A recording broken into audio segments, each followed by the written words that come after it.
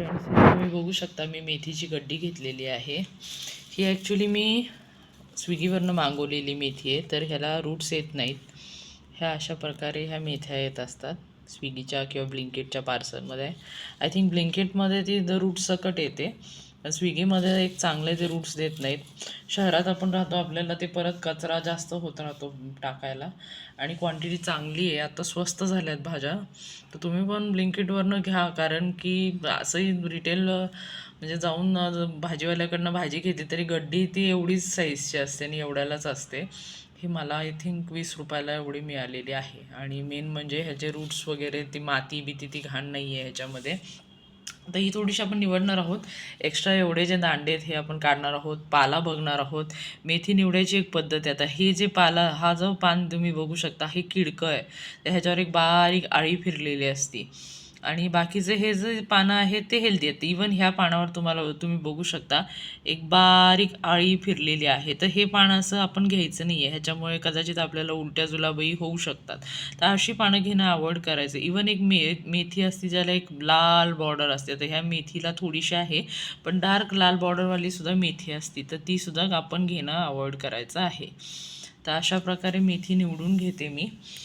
Green tea घेतलेला आहे. संध्याकाळचे 4 वाजलेले आहेत. आता मेथी निवडत निवडत ग्रीन टीचं काम करायचं आहे. सोबत अजून इकडे मिरच्या पण मी मागवलेल्या आहेत. मला ब्लिंकिटवरच्या भाज्या बऱ्यापैकी परवडतात, कारण की ते चांगल्या येतात. इवन कोथिंबीरसुद्धा मी इथे मागवलेली आहे, चांगल्या क्वांटिटीमध्ये आलेली. ही ॲक्च्युली अर्धी क्वांटिटी आहे, मी अर्धी वापरली आहे. ही सुद्धा देठाच्या म्हणजे ह्याच्यातसुद्धा देठ येत नाहीत. आणि मला ते ॲक्च्युली परवडतं, कारण की परत ते कचऱ्याला टाका आणि हे करा ते करा. अशा इट इज गुड. सो चलो निवडून घेऊयात आता मेथी. सो फ्रेंड्स, मेथी निवडताना मेथी कशी निवडावी तुम्हाला दाखवते. आता असा पाला आपण सगळं बघून घेऊ कुठला किडका आहे की नाही, आणि नंतर मग हे आपण असं एक तोडून घ्यायचं. एक थोडासा स्टेम, तुम्हाला जर माणसं घरात जास्त असतील, मेथीची भाजी पुरवायची असेल तर थोडा एक कवळा स्टेम घेतला तरी चालतो. ही बाकीची दांडी आपल्याला फेकून द्यायची आहे. सो अशा रीत्या ताटाच्या 2 पार्टिशन करून मी अशी मेथी निवडून घेत आहे.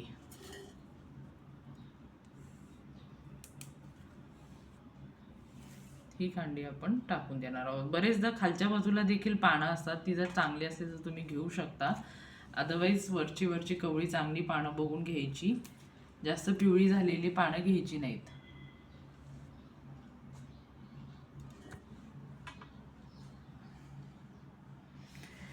ग्रीन टी पीत पीत मस्तपैकी आपलं काम चाललेलं आहे.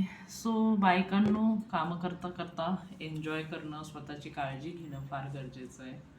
म्हणजे त्या कामाचं असं जास्त बोर पण होत नाही. नाही तर पालेभाज्या निवडणं कधी कधी फार बोरिंग टास्क होऊ शकते.